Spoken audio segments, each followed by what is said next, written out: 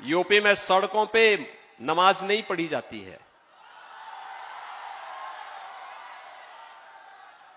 UP में मस्जिदों से अजान की आवाज नहीं आती है।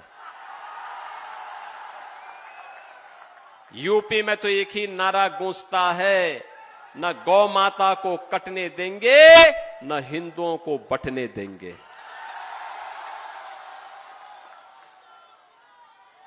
वहां पर अनुसूचित जाति हो या जनजाति, प्रजापति समुदाय हो या फिर कुम्हार हो या कुर्मी, किसी भी जाति का हिंदू है वह सुरक्षित भी है और समृद्धि के नित नए सोपान को प्राप्त कर रहा है। अब अयोध्या में राम भक्तों पर कोई लाठी गोली नहीं चला सकता। अब तो अयोध्या में भगवान राम का भव्य मंदिर का निर्माण हो गया है। आयोजन कैसे होने चाहिए? प्रयागराज महाकुंभ आपके सामने उदाहरण है। कितना भव्य और शानदार आयोजन। और मुझे बताया गया कि पुरुलिया के कुमार समुदाय के लोग श्री ज्योतिर्मय सिंह महतो जी के नेतृत्व में प्रयागराज महाकुंभ में गए थे। मैं उन सभी का अभिनंदन करता हूं जो प्रयागराज में गए और प्रयागराज की पुण्य को प्राप्त किए हैं।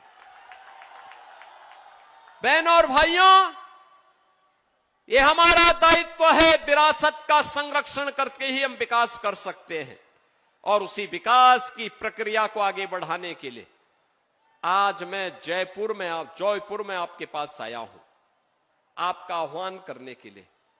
ये बंगाल की धरा प्रेरणा की धरा है। बंगाल की धरा भारत को दिशा देने वाली धरा थी। बंगाल में प्रतिभा थी, लेकिन प्रतिभा पलायन कर रही है। बंगाल में पुरुषार्थ था, लेकिन उस पुरुषार्थ को कुंद कर दिया गया।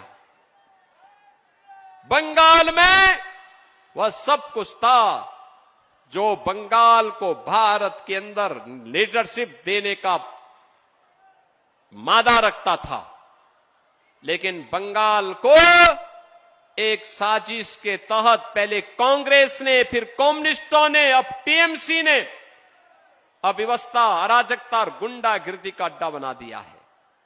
बहनों और भाइयों, मैं आपका आह्वान करने के लिए आया हूं। याद करना, कभी बंगाल की धरती से निकला वंदे मातरम भारत की आजादी का अमर मंत्र बन गया था। और आज मैं आपका आह्वान करने के लिए आया हूं। वंदे मातरम ने भारत को आजाद कराया था। यह वर्ष वंदे मातरम के 150 वर्ष पूर्ण होने के वर्ष है।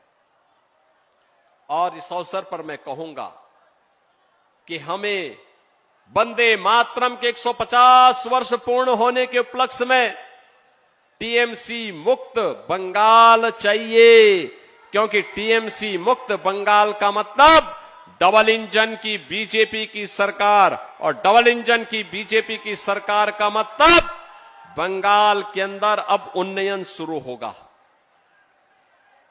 विकास शुरू होगा। विरासत और विकास की इस पावन धरा के लिए आज मैं आपके बीच आया हूं। बहनों और भाइयों, ममता दीदी कहती है कि खेला हो बे, लेकिन मैं ममता दीदी से बोलना चाहता हूं, ए बार खेला शेष, उन्नयन शुरू।